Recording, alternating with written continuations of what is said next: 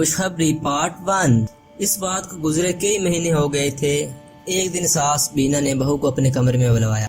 बेटा प्राची देख, मुंह दिखाए के लिए मैंने तेरे लिए सोने की कंगन बनवाया है। ये हमारे खानदान की रस्म है। बेटा, सास अपनी बहू को मुंह दिखाने पर सोने के कंगन जरूर देती है, लेकिन बहू को ये कंगन ऐसे ही नहीं मिलते। इन्हें लेते हुए को भी सास से कुछ वादा करना होता है। वादा? कैसा वादा माँ जी? वादा ये करना है कि साल भर के अंदर ही तू मेरी गोद में पोता लाके डाल देगी। माँ जी, अभी तो हमारी शादी हुई है, अभी से ही आप बच्ची के बारे में सोचने लगी। अरे तो तुझे कौन सा बाल भी वहाँ करा के लाई हूँ मैं, जो अभी 8-10 साल तेरे जवान होने का इंतजार करूँ। अच्छी खास पढ़ी लिखी हट्टी कट्टी है, अब और क्या चाहिए। किस बात का इंतजार करना है। शादी के बाद परिवार को आगे बढ़ाना बहू का सबसे पहला धर्म होता है। लेकिन माँ जी, मैं सोच रही थी कि अभी 2-3 साल हम साथ में घूम फिर लेते हैं, इसके बाद बच्चों के बारे में सोचेंगे। ठीक? देख बेटा, ये हमारे खानदान का रिवाज है। पीढ़ियों से यही हमारे खानदान में चलता आ रहा है। सास बहू को कंगन देगी और बहू सास की गोद में पोता। ठीक है माँ जी, आपकी ही ख्वाहिश है तो यही सही। इस बात को गुजरे कई महीने हो गए थे।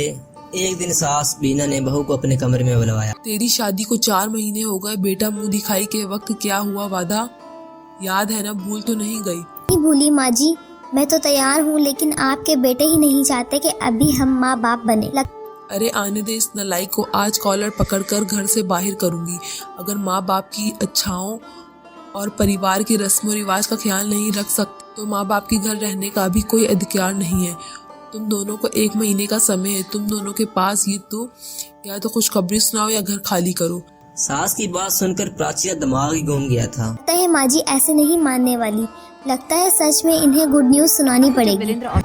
शाम को जब नरेंद्र ऑफिस से घर लौट कर आता है तो प्राची सास की बात उसे बताती है। नरेंद्र, आपकी मम्मी चाहती है कि हम अभी से अपने बच्चों का प्लान कर लें। वो एक्चुअली मुझ पर दबाव डाल रही थी, तो अपनी टेंशन कम करने के लिए मैंने बोल दिया कि आप अभी बच्चा नहीं चाहते।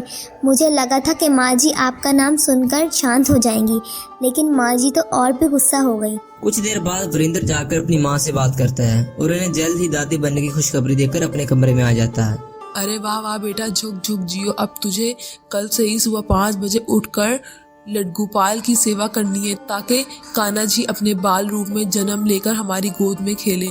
माँ जी, क्या वाकई ये सब करने से लड़का होता है? मेरा मतलब है, मुझे ऐसा लगता है कि ये सब ना सिर्फ कहने सुनने वाली बातें हैं।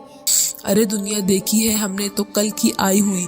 लड़की, तुझे मुझसे ज्यादा जानकारी हो गई है कि आज के बाद हमारे घर के किसी भी रस्म के बीच में अपनी नाक घुसाए बिना चुपचाप वैसा करती जा जैसे मैं कहती हूँ। आई बात समझ? जी माँ जी।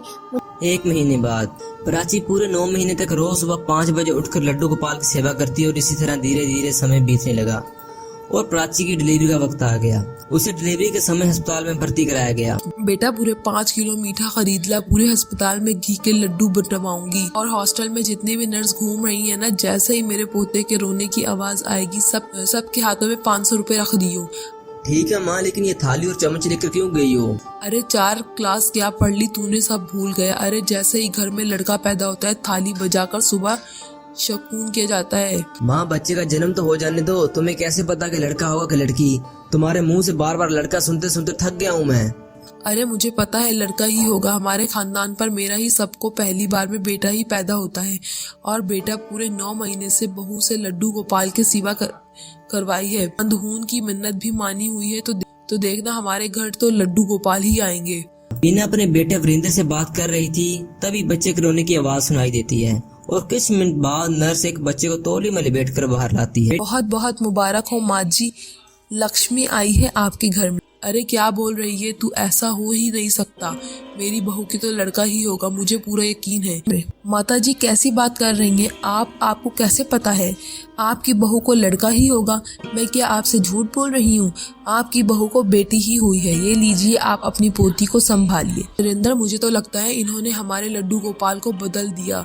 किसी के साथ तो अंदर जाकर चेक करके देख, किसी और को तो नहीं दिया हमारा बच्चा। ऐसी बच्ची बदलने वाला काम हमारे अस्पताल में नहीं होता। माता जी, आप तरीके से बात कीजिए। सॉरी सिस्टर, माँ की तरफ से मैं माफी मांगता हूँ। अब शांत हो जाइए माँ। ये कैसा बिहेवियर है आपका? ऐसी कौन बात करता है? अब अगर प्राची को बेटी पैदा हुई है तो इसमें नर्स की क्या गलती है? हाँ, गलती तो सारी मेरी ही है। मेरे ही भाग फूट गए हैं। माँ, अल्लाह ने हमें इतनी प्यारी बच्ची दी है, हमें तो खुश होना चाहिए ना। बस मुझे कोई खुशी नहीं है जो बेटी के नाम पर ज्यादा खुशी मनाते हैं। इनके घर बार बार बेटियां ही जन्म लेती हैं। अरे बेटी के जन्म से सांस पीना को बहुत गहरा धक्का लगता है।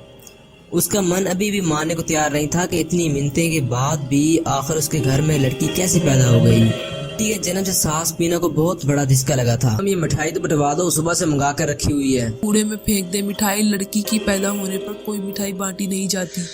बेवकूफ कहीं का। उस बेचारे के तो सारे अरमान धरे के धरे रह गए थे। माँ के मुंह से अपनी नवजात बच्ची के बारे में ऐसी बातें सुनकर वरिंदर को बहुत गुस्सा आ जाता है और वो अपनी माँ को अस्पताल से वापस घर भेज देता है। मुझे माफ कर दो, मैं आपके खानदान को एक वारिस नहीं दे पाई। पागलों जैसी बात मत करो प्राची। वारिस देना क्या होता है? बेटियां क्या खानदान की वारिस नहीं होती? बेटी भी हमारी उतनी ही अपनी है जितना कि बेटा। आज के बाद अपने मन में ऐसी बात मत लाना और माँ को सोच कर अपने ऊपर हावी करने की तुम्हें कोई जरूरत नहीं है। प्राची अपनी बेटी से प्यार तो बहुत करती थी, लेकिन सास को पोता देकर खुश न करने के कारण कराची मन ही मन बहुत दुखी थी। कुछ दिन बाद तुझे लड्डू गोपाल की मूर्ति देती हुए अच्छे से समझाया था कि इनकी सेवा कैसे करनी है। जरूर तुझसे कोई भूल हो गई, नहीं तो ऐसा तो हो ही नहीं सकता कि कोई लड्डू गोपाल की सेवा करे और इसके यहाँ बेटी का जन्म हो जाए। माँ, कैसी बिना सर पैर की बात करती हो तुम? अगर ऐसे ही लड्डू गोपाल सबके घर में बेटों का जन्म करने लगे तब तो दुनिया का पहिया घूमना ही बंद हो जाएगा। और किन लड्डू गोपाल की बात कर रही हो आप? कृष्ण जी ने तो खुद कहते हैं कि मैं ही कृष्ण हूँ और मैं ही राधा। ये लड़के लड़की में फर्क करने वाले तो आप लोग हैं ना। बिना बात के कृष्ण जी को बदनाम मत करिए आप। अरे चुप कर नालायक। तुझे इसलिए पढ़ा लिखा कर बड़ा नहीं किया था कि कल को तुम मुझे ज्ञान बांधने चला आए। दुनिया चाहे कितनी भी आगे बढ़ जाए, लेकिन एक बात याद रखना, खानदान का नाम आगे बढ़ाने के लिए एक बेटी की जरूरत नहीं होती। बेटियों को चाहे जितना लाड प्यार देकर बड़ा कर लो, वो एक बेटे की जगह कभी नहीं ले सकती। सास की बात सुनकर प्राची की आंखों में आंसू आ जाते हैं और वरिंदर गुस्से में अपने कमरे में चला जाता है। बहू, कोई बात नहीं, अभी कोई वक्त हाथ से नहीं निकला। तू जल्दी से दूसरे बच्चे की तैयारी कर ले और इस बार ठाकर जी जरूर एक बेटा दे। बेटा हो सकता है कि अगली बार मुझे बेटा हो जाए। माँ जी ठीक ही कहती थी, मुझे एक बच्चा और करना चाहिए। सोच के प्राची साल बाद फिर से प्रेग्नेंट हो जाती है। जैसे ही साजिविया को बहू को प्रेगनेंसी की खबर मिलती है वो खुश हो जाती है। ये तुलसी की माला है। अब की बार ना तू लड्डू गोपाल की सेवा करने के साथ साथ ये तुलसी की माला भी दिन में 5 बार करना, ताकि भगवान फिर से जल्दी से खुश होकर अपनी आशीर्वाद दे दे। जी, बहू सास के कहने पर सुबह 5 बजे उठकर लड्डू गोपाल की सेवा करती है। फिर उसके बाद माला लेकर बैठ जाती है। धीरे वक्त गुजरता है और प्राची की डिलीवरी का सामान नजदीक आता है और प्राची डिलीवरी करी अस्पताल में भर्ती हो गई। अरे माँ, नर्स कितनी देर से पूछ रही है कि प्राची के साथ कोई रेडी हो तो उसको अंदर भेज दो, और एक आप है कि यहाँ आँखें बंद करके माला लिए बैठी हैं। अरे जाइए जाकर सुनिए तो सही डॉक्टर क्या कह रहे हैं। बेटे की बात सुनकर वीना ने नाम में सर हिलाया और वापस अपने माला लेकर बैठ गई। जो उसके पेट में है वही पैदा होगा ना। आपके माला जपने से लड़का लड़की में या लड़की लड़के में बदलने वाला तो नहीं।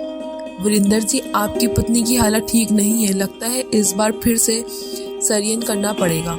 आप चाहती हो तो हम थोड़ा और वेट कर सकते हैं, लेकिन पेशेंट की जान को खतरा हो सकता है। नहीं डॉक्टर साहब, आप मेरी पत्नी का ऑपरेशन कर दीजिए, मुझे कोई समस्या नहीं। तकरीबन आधे घंटे बाद नर्स एक बच्ची को तौलिए में लिपेटकर रविंदर के पास ले जाती है। मुबारक हो सर, आपकी पत्नी और बच्चा दोनों बिल्कुल सही सलामत हैं। और देखिए आपके घर कितनी सुंदर फूल जैसी बिटिया का जन्म हुआ है। नर्स के मुंह से बिटिया सुनते ही मीना सरबराह रख के वहीं जमीन पर बैठ जाती है। नारिद हो गया। भगवान, ये क्या कर दिया तूने? क्या लगता है आपको, क्या मीना को कभी पोते का मुंह देखना नसीब हो पाएगा? जानने के लिए देखिए खुशखबरी पार्ट 2।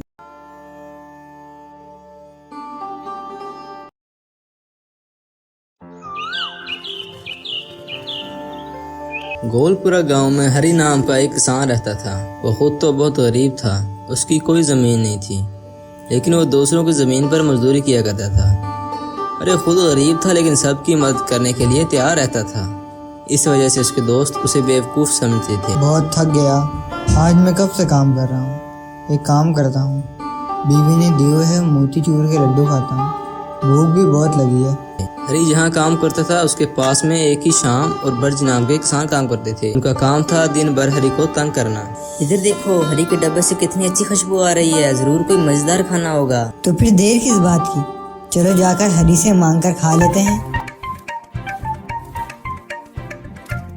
अरे हरी, तेरे डब्बे से तो बहुत अच्छी खुशबू आ रही है लड्डू की। हाँ हाँ, मजेदार तो हो गई। मेरी बीवी ने खुद अपने हाथों से बनाया है। लो लो, खा लो।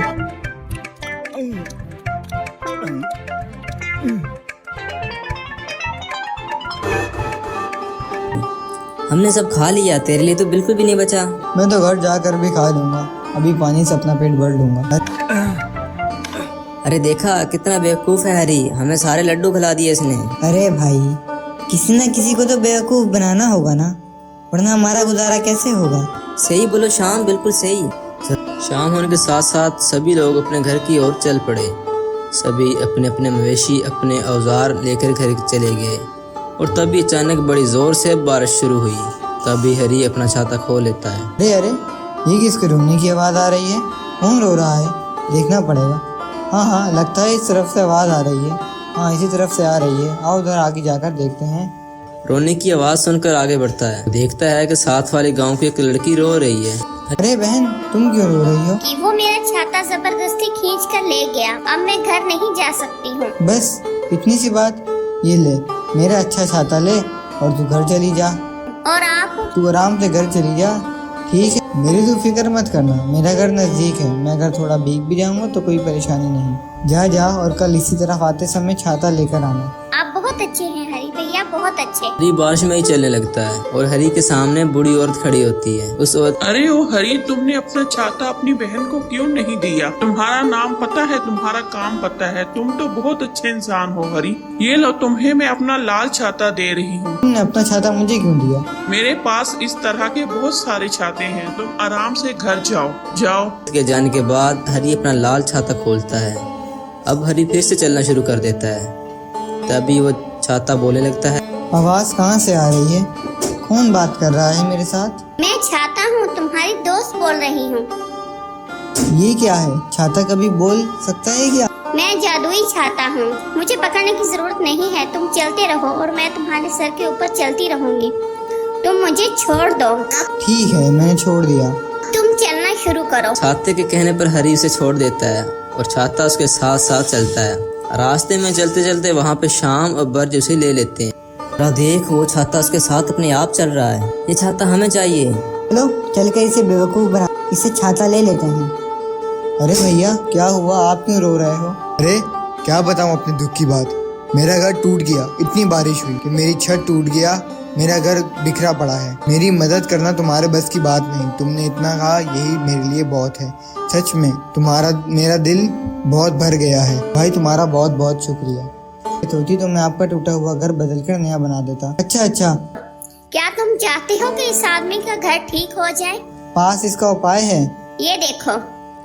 इसके पास जादुई छाता है। हाँ, ये बात तुमने बिल्कुल। वो छाता जिसका भी है, मुझे चाहिए। बस एक बार घर से निकलने दे, फिर देखते हैं। वाह वाह, क्या बात है। क्या लग रहा है मैं लोगों की मदद कर पा रहा हूँ? इससे अच्छी बात क्या हो सकती है? तुम्हारा मन बहुत अच्छा है, इसलिए तुम्हें सब कुछ अच्छा लगता है। ठीक उसी वक्त शाम और बर्ज उसके सामने आ गए और वो उस लड़की से पुराना छाता छीन लेते हैं। इन लोगों ने अच्छा नहीं किया, इतनी बारिश में इस लड़की का छाता छीन दिया। इससे ये तुमने ठीक नहीं किया। बहुत अच्छा, ये इस लड़की का छाता तुझे दे दिया। अच्छा, कभी कभी किसी से कोई भी चीज जोर जबरदस्ती नहीं छीननी चाहिए, ये बहुत गलत बात है। ज्ञान में इसलिए सुन रहा हूँ क्योंकि मुझे यह जादुई छाता चाहिए।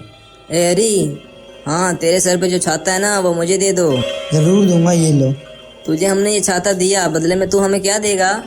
ये तो मेरे पड़ोसी गांव के बहन का छाता है। हाँ, तो ये छाता जो मैंने तुझे लुटाया ये तेरा है और जो तू मुझे देगा वो मेरा हो गया। नहीं, वो छाता है तो मेरा है, वो मुझे लौटा दे। अगर ये छाता तुझे चाहिए तो इसके लिए हमसे लड़ना होगा। सच बता, लड़ पाएगा हमसे? नहीं, मैं कभी भी किसी चीज के लिए किसी के साथ झगड़ा नहीं करता। अगर वो चीज मेरी किस्मत में है तो वो मेरे पास ही रहेगी, और अगर मेरी किस्मत में नहीं तो मेरे पास नहीं रहेगी। ये बोलकर हरी रोते हुए आगे निकल गया।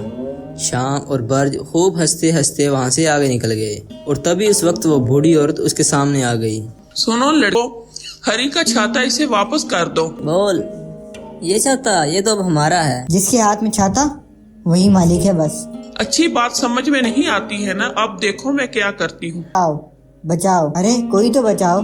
हाँ हाँ तभी उन्होंने देखा कि एक काले रंग का सांड उनके लाल रंग के छाते को देखकर उनकी तरफ जोर से दौड़ता आ रहा है। वो सांड के डर से भागने लग जाती है और कभी हरी छाता उठा लेता है। बचाओ बचाओ, अरे कोई तो बचाओ। हाँ हाँ जंगल के अंदर रहकर सारे पाप धोने से ही तुमको ये मिलेगा, वरना ये सांड ये सारी उम्र तुम्हें दौड़ाता रहेगा। समझ गए दादी माँ, आगे से हम कभी भी कोई गलत काम नहीं करेंगे। शाम और ब्रज के पीछे वो सांड भागता ही रहता है और वो बूढ़ी औरत हरी के सामने खड़ी हो जाती है। हरी सुन बेटा, सीधा और सादा होने में बहुत फर्क होता है। इन लोगों को कुछ भी नहीं होगा, वो सिर्फ अपने गुनाहों की सजा भुगत रहे हैं। थोड़ी देर में ही सब कुछ ठीक हो जाएगा और वो लोग भी अच्छे इंसान बन जाएंगे। और हरी, तुम अपने सीधे साधे मन को संभाल कर रखना, ठीक है?